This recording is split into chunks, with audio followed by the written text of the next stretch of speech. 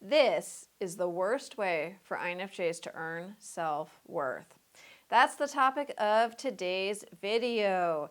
If you've watched some of my other videos or taken classes with me, you know I've often talked about the INFJ as the counselor and how this can be a very positive role for us, but sometimes it can also become negative.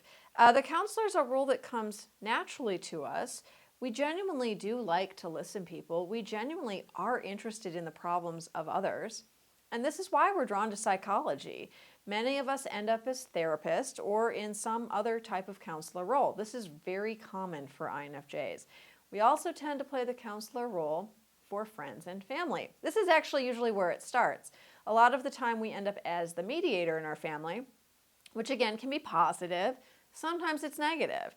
There's nothing wrong with any of this. There's nothing wrong with listening to the problems of others, helping other people with their problems, wanting to really connect with people in that way. Like I said, that comes naturally to us. That's something that we're good at. That's something we're meant to do.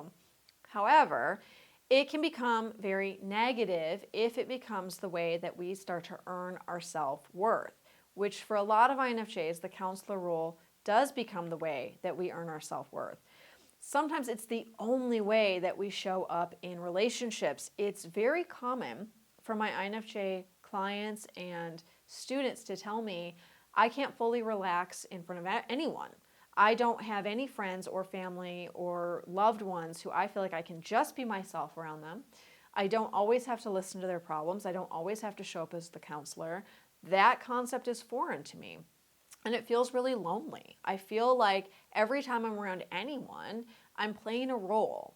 So when we are always the counselor to family and friends, it's always about them. And then we never feel seen and we never feel heard and we don't feel valued.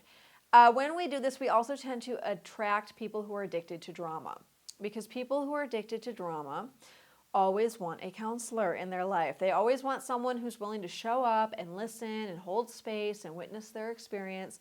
Now again, this is all fine and good if that person's actually interested in shifting, if that person's actually interested in doing the work and healing and growing and evolving and not staying stuck in this drama cycle. But a lot of people aren't. A lot of people are absolutely not interested in moving out of that drama cycle, but they are interested in having a constant counselor by their side. That's where the INFJ comes in. And if we're using that counselor role to earn our self-worth, we can very easily get sucked into these types of relationships where the other person always has a lot of crisis, a lot of drama. They're always calling us. They're always upset. We're always the one who's listening, talking them down from the ledge. We're always the one who's willing to be their therapist. This is exhausting and it drains our energy. There's a few different reasons we do this, though. We do this because, number one, we've always done this. This is the way we are. It feels natural to us. As I said, a lot of times this starts very early in our childhood. This is the role we played in our families growing up. We know nothing else.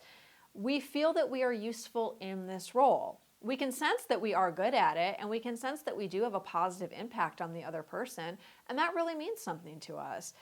We also feel like we're earning our keep in a way, especially if we are struggling with low self-worth or this is the only way we are getting self-worth, then we feel like we have to do this to be useful and to earn our place in the family or the friend group or whatever it is. So we're earning our keep in the relationship. If we're always the counselor and we never feel valued or seen or heard, we will end up angry and resentful, and we will end up always in one-sided relationships. So what's the solution to this? The solution is to examine your role as the counselor in your personal relationships. Examine how you feel in your personal relationships. And it will probably be a mixed bag. You'll probably say, you know, I do like counseling people. I do like feeling like I'm there for my friends when they need me. But on the other hand, I don't feel like I ever get to share my stuff. I don't feel like anyone ever listens to me. I don't feel like anyone ever plays the role of therapist to me in return. It doesn't feel like a two-way street. This doesn't feel good. I feel drained. I feel taken advantage of. The relationships that are very one-sided and draining, they need to go. They're going to either have to be cut off or phased out, but those need to exit your life. The other relationships where maybe there's kind of a one-sided dynamic, but there is potential, you know the other person could grow to see you and hear you, if you can move into courage to actually share your real self with them, and you can also communicate your needs directly, you know there's potential for the dynamic of that relationship to change. You don't need to door slam those people, and you don't need to door slam everyone. You can help your relationships shift and evolve to bring in a better dynamic where you feel valued.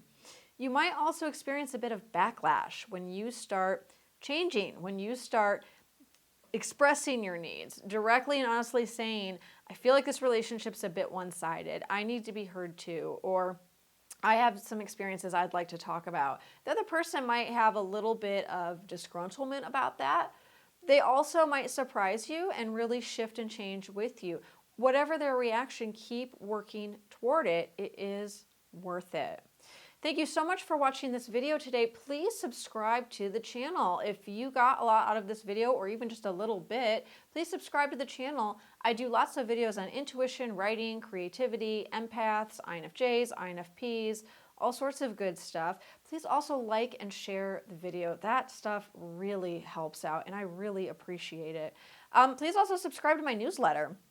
If you still check your email and you like getting newsletters about classes, courses, writing, creativity, intuition, free books, book recommendations, all sorts of stuff goes on through the newsletter. So make sure you subscribe to my newsletter, because all sorts of offers come out. I send frequent newsletters, so something will come your way that will resonate with you. If you're an INFJ, INFP, empath, creative type of person, I can promise you that.